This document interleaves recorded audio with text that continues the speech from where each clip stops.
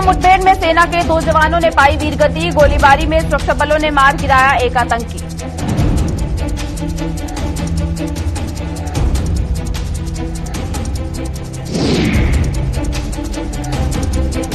सुचेतगढ़ विधानसभा seat को बरकरार रखने के लिए भाजपा लगाएगी एड़ी चोटी का जोर। पार्टी के प्रदेश अध्यक्ष रविंद्र रैना ने प्रदेश उपाध्यक्ष श्यामलाल चौधरी को दिया भरोसा।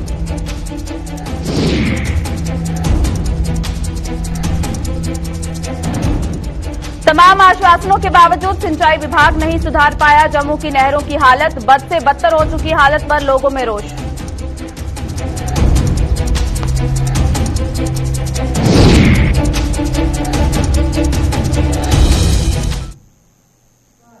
नमस्कार, बुलेटिन में आप सभी का स्वागत है और मैं हूं चेतना शर्मा आपके साथ। चलिए खबरों का सिलसिला शुरू करते हैं।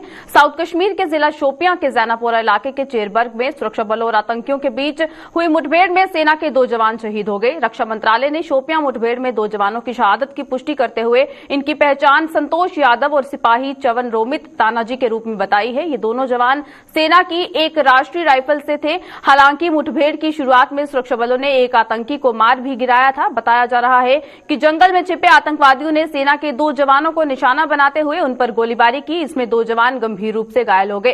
घायल जवानों को इससे पहले कि अस्पताल पहुंचाया जाता उन्होंने रास्ते में ही दम तोड़ दिया। उधर मारे गए आतंकी की भी अभी तक पहचान नहीं हो पाई है। आपको बता दें कि पिछले 3 दिनों के भीतर कश्मीर में तीसरी आतंकी घटना है। इससे पहले आतंकियों ने जिला शोपियां और श्रीनगर में सुरक्षा बलों पर 2 ग्रेनेड हमले किए थे। श्रीनगर के ख्वाजा बाजार में आतंकवादियों द्वारा सुरक्षा बलों को निशाना बनाकर किए गए ग्रेनेड हमले में एक पुलिसकर्मी आशिक हुसैन मामूली रूप से घायल हुआ था। इसके अलावा 3 दुकानों को भी काफी नुकसान पहुंचा था। वहीं वीरवार शाम को शोपियां ग्रेनेड हमले में जानमाल का कोई नुकसान नहीं हुआ था।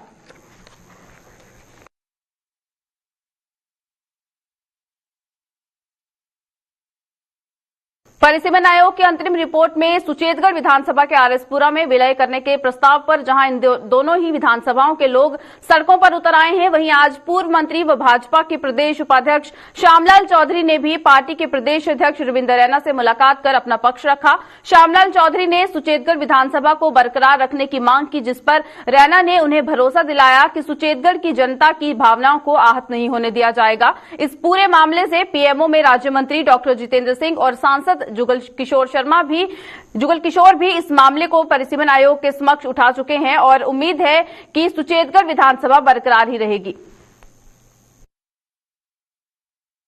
हमारे वरिष्ठ नेता और पूर्व विधायक जो सुचेतगढ़ से पूर्व मंत्री रहे हैं और वर्तमान में भारतीय जनता पार्टी के प्रदेश के उपाध्यक्ष हैं, उन्होंने पुनः इस मांग को दोहराया है कि सुचेतगढ़ विधानसभा को जो है वो बरकरार रखा जाए।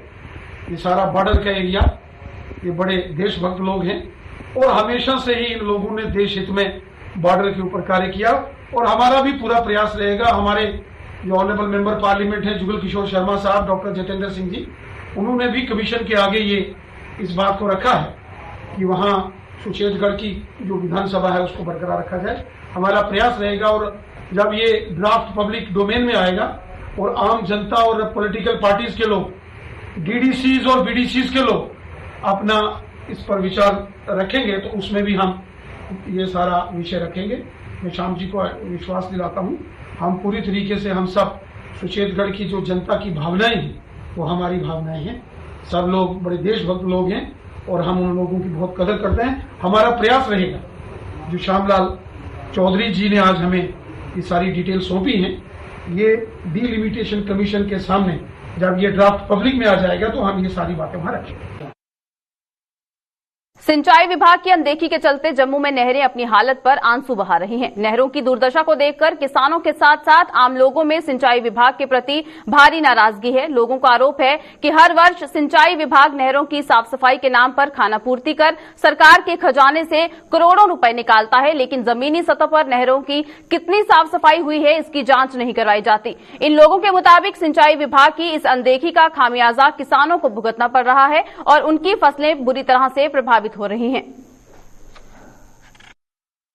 नहरों की हालत इतनी बुरी है कि इतनी खस्ता है कि कोई हिसाब ही कोई नहीं। ये पूरा साल बिल्कुल नहर में सफाई नहीं होती। जो भी गंदगी, जो लोग अपने घरों का कूड़ा जो सभी वहां पे फेंकते हैं। और ये जब बैसाखी आती है ये 15-20 दिन, 1 महीना पहले नहर बंद करते हैं। और मुझे आप ये बताओ कि 1 महीने के अंदर कौन सी नहर है जो 1 महीने के अंदर साफ होती है?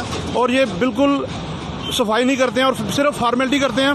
और ये बड़े बड़े ठेकेदारों को बेनिफिट दिलाने के लिए ये नहर साफ होती है। जब नहर की सफाई कंप्लीट होती है तब प्रशासन एक बार इसको चेक करे, देखे कि नहर कितनी साफ हुई है और कितनी नहीं हुई है। ये थोड़ा थोड़ा उसमें थोड़ी थोड़ी गंदगी निकाल के तो अपने जो टेंडर वगैरह, अपने बिल वगैरह जो पास करवाते हैं और कहते हैं कि नहर साफ होगी। उसके बाद तुरंत ये किसी को नहीं, अपना इंस्पेक्शन नहीं होती प्रॉपरली, ऑफिसर इसको चेक नहीं करते और ये पानी खोल देते हैं। ना किसी को प्रॉपर पता चलता है कि नहर साफ हुई है नहीं हुई है। इससे हमारे किसानों को भारी नुकसान होता है और वो बाद में कहते हैं हमारी फसल सड़ गई, हमारा नुकसान हो गया, हमारी फसल नहीं हो रही, हमने यूरिया डाला था, हमने फलाना हैल डाला था। लेकिन वो हैल कहाँ, वहाँ क्या करेगा? यहाँ पर पानी गंदा होगा, यहाँ पे पानी साफ नहीं होगा, वहाँ पे फसल कैसे होगी? जो देखा जाए तो पिछों हलेगी पूरी बड़ी जबरदस्त गंदगी है। गंदगी नहर बंद कर देन महीना 15 दिन बस है। उसदा बाद देखो ना कोई चेक करता ना कुछ भी, कितना कम होया नहीं होया कोई पता नहीं चलता। आंदे 2 मिनट खरोदा मारते, मशीना ले गया खरोदी कराती गया, बस डोल का अपना नठींदे। ना कोई ठेकेदार का पता चलता ना कोई चेक करने वाले का पता चलता भी 10 बंदे कोई पूछया भी अज का काम सही होया या गलत होया। जिथे जिथे उन्हें मोटा मोटा लभदा बस होई। हर साल साले साल जो अगर सही पैसा लाना तो इको बारी सही दी कीती होया प्रॉपर तरीके कन्नै, अच्छे तरीके कन्नै सफाई कीती दी। 2-4 साल सी जरूरत नहीं पौंदी है काम करने की। अगर देखो जिमींदारां दा इन्ना नुकसान हो जाता है। इसलै हुण सब्जी लानी है कुत्थै लानी, पानी है नहीं, पानी बगैरा नहीं परेशानी।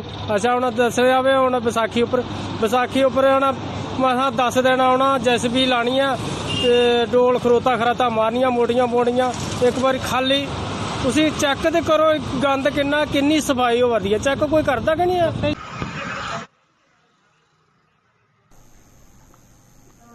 पहाड़ी समुदाय को शेड्यूल ट्राइब का दर्जा जल्द मिलने की उम्मीद बंधी है। इस समुदाय ने केंद्र सरकार द्वारा दिए गए आश्वासन का स्वागत किया है। पहाड़ी ट्राइब एसटी फोरम ने जम्मू में आज एक प्रेस कॉन्फ्रेंस के दौरान केंद्रीय गृह मंत्री अमित शाह द्वारा दिए गए आश्वासन का स्वागत करते हुए कहा कि अगर पहाड़ियों को शेड्यूल ट्राइब का दर्जा दिया जाता है तो ये समुदाय हर हाल में केंद्र की मौजूदा सरकार को समर्थन देने में प्रतिबद्ध रहेगा। हमें लगता है कि जैसे माननीय अमित शाह जी ने जम्मू में आके खुद कहा कि हम इस बार पहाड़ी कबीले के साथ जम्मू कश्मीर में इंसाफ करेंगे, उनको उनका हक देंगे, उनको शेड्यूल ट्राइब स्टेटस देंगे। मैं आपके माध्यम से गवर्नमेंट ऑफ इंडिया को यह कहना चाहता हूं कि वो गवर्नमेंट जो हमें हमारा हक देगी हम शाना बशाना उनके साथ चलेंगे और हम गवर्नमेंट ऑफ इंडिया को के शाना बशाना उनके साथ चलेंगे और हम इंसाफ का बदला जो हम हमारे साथ इंसाफ करेगी हम उनके साथ चलेंगे। ड्राफ्ट आने के बाद थोड़ी सी मायूसी हो। पार्किंग की समस्या से जूझ रहे जम्मू नगर निगम के मुख्यालय को इस समस्या से अब निजात मिलने जा रही है। निगम के मुख्यालय के नजदीक ही पार्किंग का निर्माण किया जा रहा है, जिसका शिलान्यास आज जम्मू के मेयर चंद्रमोहन गुप्ता और डिप्टी मेयर पूर्णिमा शर्मा ने किया। करीब 2,58,00,000 रुपए की इस परियोजना के संपन्न होने से निगम मुख्यालय में अपने कामकाज के लिए आने जाने वाले लोगों को बेहद सुविधा मिलेगी।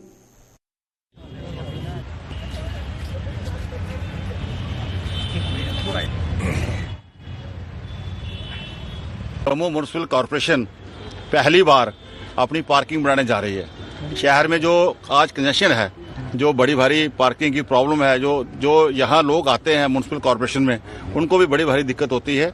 और लगभग 2,58,00,000 की लागत से यहाँ पे एक पार्किंग टाउन हॉल के बैक साइड हमने प्रपोज की है, जिसका काम शुरू आज किया गया है। और 50 गाड़ियां उसमें आएंगी और 50 टू व्हीलर आएंगे।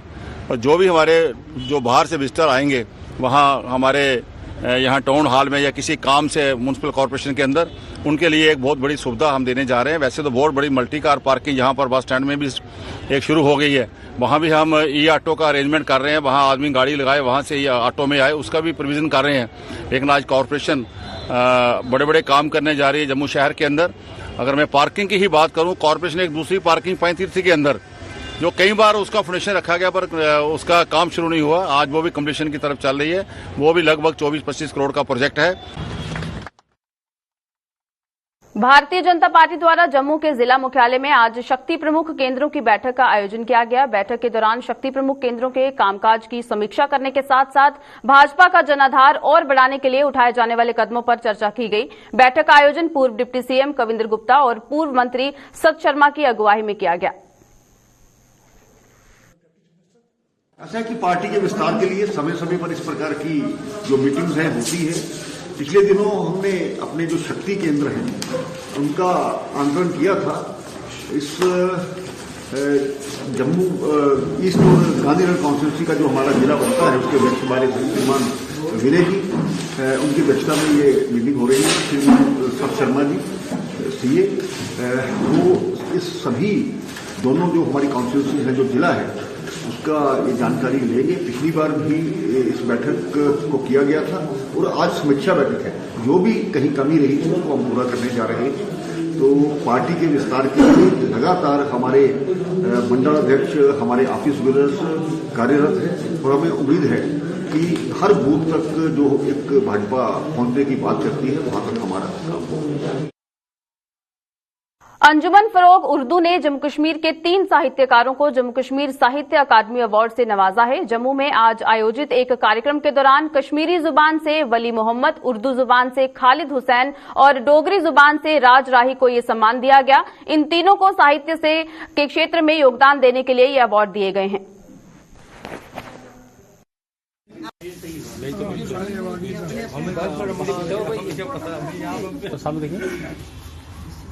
आज यहाँ जम्मू कश्मीर कल्चर एकेडमी के सैगल हाल में जो एक फंक्शन हो रही है, इसमें मुद्दा मकसद है कि रिसेंटली हमारे 3 लोगों को, 3 मौजूद अदीबों को अवार्ड से नवाजा गया है।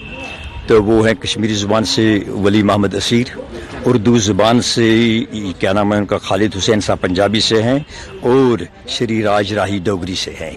इन तीनों को मैं अपनी तरफ से और गुलिस्तान न्यूज़ की तरफ से मुबारकबाद पेश करता हूं, क्योंकि देखना ये है कि इन्होंने क्या काम किया है लिटरेचर के लिए, इन्होंने अदब के लिए क्या काम किया है, इन्होंने अपनी ज़ुबानों के लिए क्या काम किया है। जहाँ देखा जाएगा हमारी ज़ुबान जो होती है, हर किसी कौम की पहचान उसकी ज़ुबान होती है।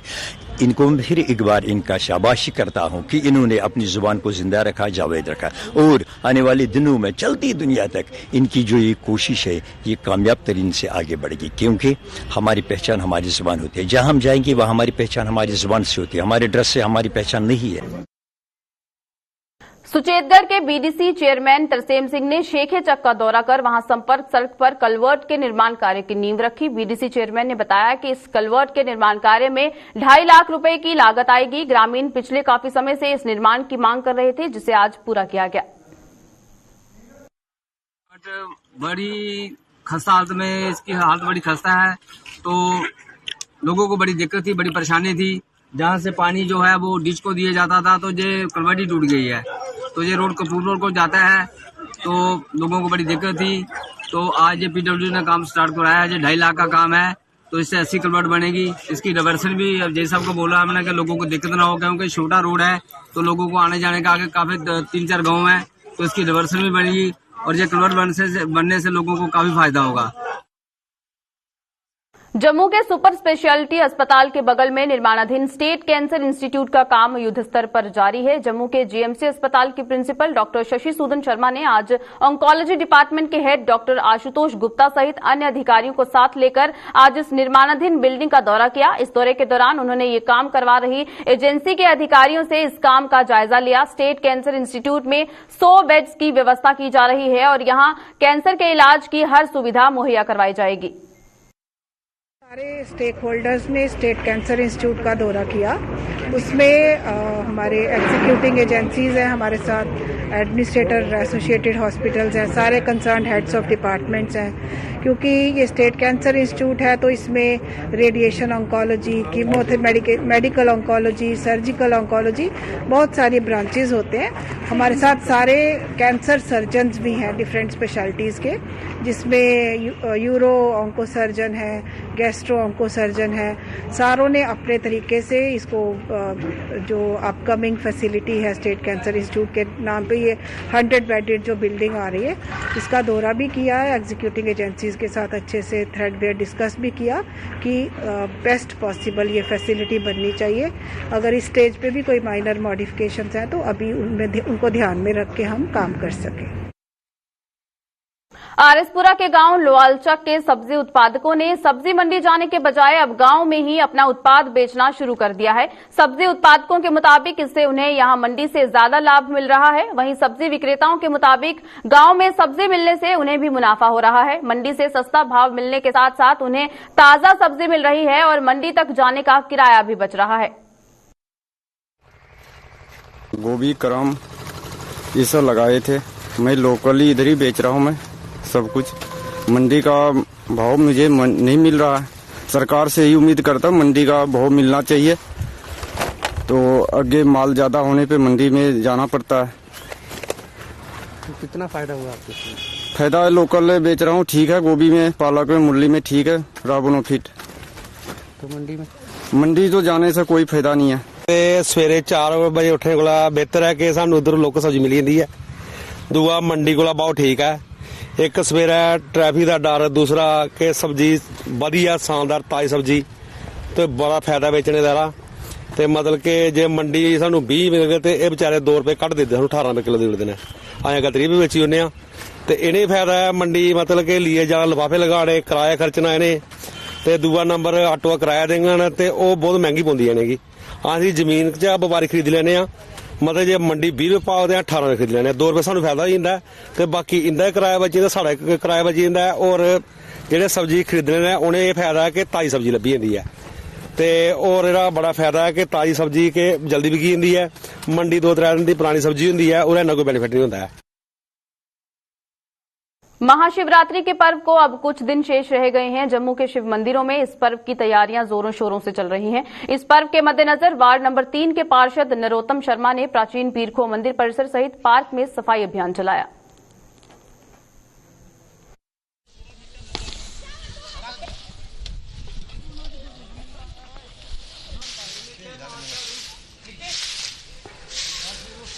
आज हमने जो हमारा ऐतिहासिक पर्व रहता है शिवरात्रि, जो हर साल बड़ी धूमधाम से मनाया जाता है, उसी उपलक्ष्य को ध्यान में रखते हुए आज हमने ये पीरखो और उसके आसपास जितने शिव मंदिर हैं, जैसे आपशंभू मंदिर और पीरखो का मंदिर है, साफ सफाई का काम जो है जो हमने शुरू कर दिया गया है। इसलिए कम से कम 4-5 दिन पहले ही हमारे जो सुपरवाइजर मेरे साथ रोमन गिल हैं और ये इनकी पूरी टीम जो है कार्यरत, आप देख सकते हैं। इन्होंने पूरा जिम्मा लिया है कि हम शिवरात्रि के उपलक्ष्य के ऊपर पूरा इसका पार्क और इसके आसपास जितना भी एरिया उसकी साफ सफाई करेंगे। और हमारा प्रयास रहेगा कि शिवरात्रि में आए जितने भी श्रद्धालु हैं उनको किसी किस्म की कोई परेशानी ना हो, और ये जो शिव मंदिर में आपने जो है मतलब अपनी भगवान का आराधना जो है सुखपूर्वक कर सके। बिजनौर के वार्ड नंबर 4 में अवैध रूप से सड़क के किनारे खड़ी की गई मिनी बसें स्थानीय लोगों के लिए परेशानी का सबब बनी हुई हैं। स्थानीय लोगों के मुताबिक अवैध रूप से सड़क के दोनों किनारे खड़ी की गई इन बसों के कारण लोगों का बाहर निकलना भी मुहाल हो चुका है। इन लोगों का आरोप है कि देर रात तक इन मिनी बसों के चालक शराब पीकर आपस में गाली गलौज करते हैं और मना करने पर ये झगड़ा करने पर उतर आते हैं। उन्होंने बताया कि वो कई बार स्थानीय प्रशासन के साथ साथ पुलिस से गुहार लगा चुके हैं, लेकिन उनकी कहीं भी सुनवाई नहीं हुई।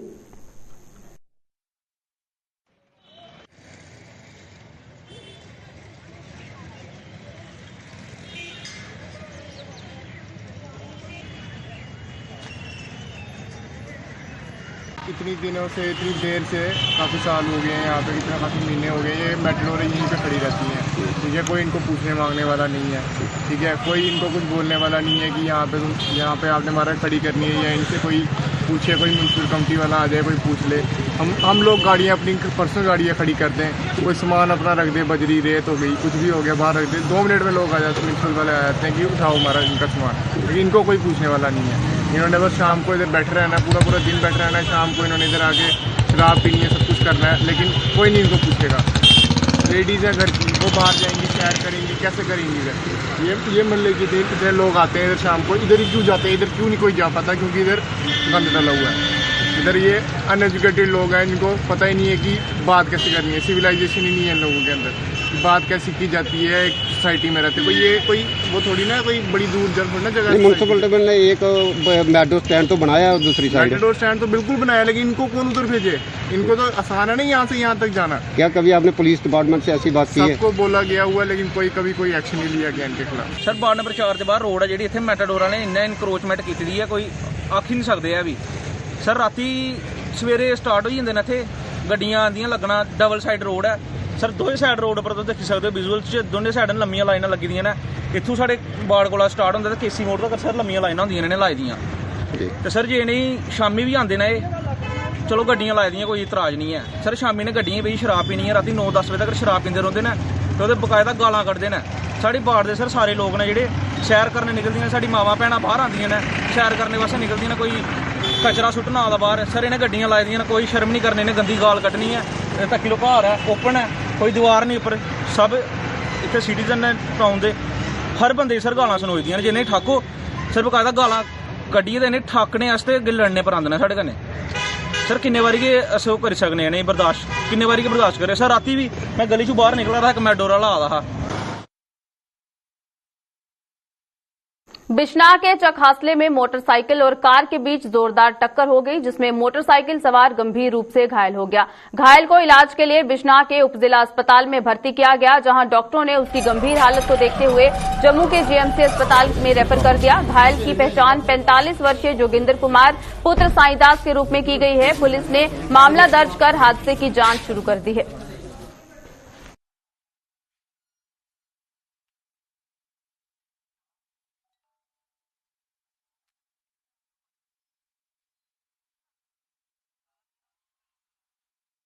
पूर्व विधायक बलवंत सिंह मनकोटिया ने जिला उधमपुर की पंचायत सीन ठकरा में 3 राशन डिपो खुलने का कड़ा विरोध किया है। पूर्व विधायक ने खाद्य विभाग की कार्यप्रणाली पर सवाल उठाते हुए कहा है कि जिले की कई पंचायतों में एक भी राशन डिपो नहीं है और इन पंचायतों के लोग पिछले कई वर्षों से राशन डिपो की मांग कर रहे हैं, लेकिन विभाग इन लोगों की कोई सुनवाई नहीं कर रहा। दूसरी ओर जहां सीन ठकरा पंचायत के लोग अपने राशन डीलर से खुश हैं, इसके बावजूद भी विभाग ने वहां 3 डिपो खोल दिए हैं।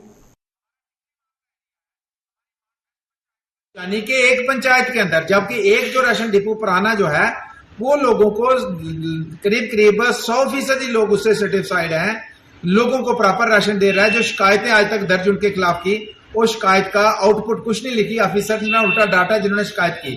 लेकिन पॉलिटिकल दबाव इतना है कि ये ऑफिसर पॉलिटिकल प्रेशर में आके वहां पे 3 डिपो खोलते हैं। तो मेन ऑफिसर्स को कहना चाहता हूं, हमारा टिकरी मान का एरिया है, हमारी मान वेस्ट पंचायत है, वहां पे कितने बार लोगों ने प्रोटेस्ट धरना किया कि हमें राशन का डिपो दे दो। टिकरी की 2 पंचायतें हैं, वहां पे राशन डिपो नहीं है। अत्रियाण इतना टफ टेरेन है, वहां पे राशन डिपो नहीं है। हमारा ओसू का गांव है, जहां उनको लेने के लिए पखलाई जाना पड़ता है, कम से कम उनको 100 रुपया खर्चा आता है एक तरफ का गाड़ी का किराया, वहां पे राशन डिपो नहीं है। रठियान की पंचायतों में चले जाएं, यहाँ पे 4 पंचायतें हैं, एक राशन डिपो है। इसी तरीके से अब जितनी भी पंचायतें हैं, बड़ोला की पंचायत है, वहां पे राशन डिपो नहीं है। बुलेटिन में फिलहाल इतना ही, मुझे दीजिएगा इजाजत, नमस्कार।